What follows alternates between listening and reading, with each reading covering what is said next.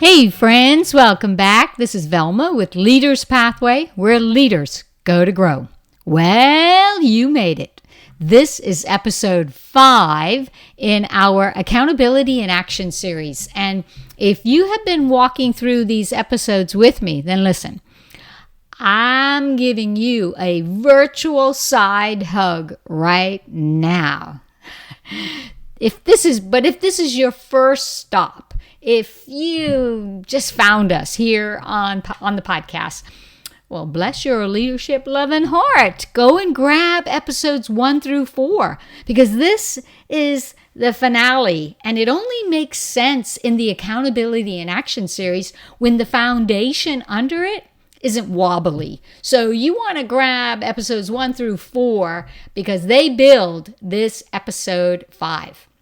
And now, let's jump on in. Several years ago, I visited a bird sanctuary. Most of you who know me, you know I'm a bird nerd, a cool bird nerd. I love bird watching and bird photography. But I visited a bird sanctuary where every bird, the owls, the parrots, the hawks, they lived in these huge open habitats. I mean, it's unheard of that you would have these types of various species all in just an open habitat together. And what surprised me wasn't the size. It wasn't how big they were or the size of this environment. It was how calm everything felt. The staff said to me that when the environment feels safe, birds naturally show their strongest instincts. And it got me thinking, friend.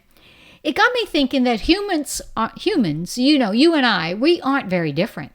See, if the culture in your workplace feels unsafe, people will retreat. They'll go in a corner. They'll shy away. But if the culture feels confusing, then people will freeze up. You know, they just will shut down, keep their ideas to themselves. When your culture feels critical, it's like everything is going to be critiqued. People hide their mistakes. So when the culture feels unsafe, the people will retreat. When your culture feels confusing, your people will freeze. They'll freeze up. And when your culture feels critical, people will hide their mistakes. But when the culture of your work environment feels safe, strong, and supported, accountability becomes the natural instinct of the team. Leaders don't create accountable people. They create the environment where accountability has room to breathe. So why is having an accountability culture so hard when we know it's so necessary? Well, in 2025, MIT Sloan did a study on culture, and their report found that 80%, my friends, 80% of accountability failures are environmental, not individual. Translation for us, it's not that your people don't care. It's that the culture, the work environment isn't supporting the behaviors that you want. And here's the hard truth. Cultures shift toward comfort unless leaders intentionally guide them towards ownership. That's why your influence matters so much as the leader. Now, you're probably thinking, well, how do I build a culture, Velma, that feels safe, strong, and unstoppable? Well, here's the first thing. Stay with me on this. Think of accountability. It is not punishment, because if you don't shift your focus from thinking accountability is punishment, you're always going to shy away from holding the team accountable. Accountability is not punishment, my friend. It's a partnership.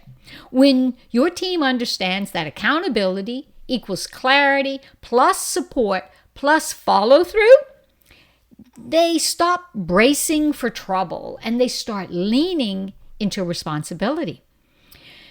Talk about accountability in your work environment and talk about it weekly, out loud, with warmth, not with shame.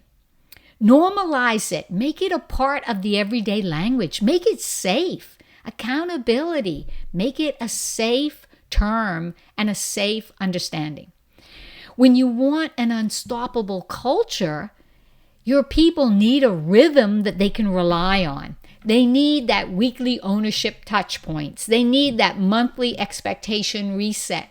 They need quarterly reflections and recommitments. And consistency builds security. And when you have security, security creates trust. And trust is what fuels accountability in the workplace. You can't have one without the other. You can't have accountability without trust. And you can't have trust without accountability. Your people will always look at how you handle the situation. So you have to model the behavior first, even on the days when you don't feel like it. You need to follow through. You need to own your mistakes. You need to set boundaries. You need commitments, and you need to have those accountability conversations. If you show up consistently, courageously, and transparently, your team will do so too. Accountability is contagious, but only when the leader goes first. Now, accountability has to be celebrated. We talked about celebrating publicly. Not just the wins, though. I want you to take it a step further and celebrate accountability itself. You could say things like, I appreciate how you took ownership. Thank you for speaking up early. I respect how you corrected this quickly. See, those types of statements, they tell your team, hey, this is who we are. This is our culture. Culture is, people confuse it, and it's simply what gets repeated.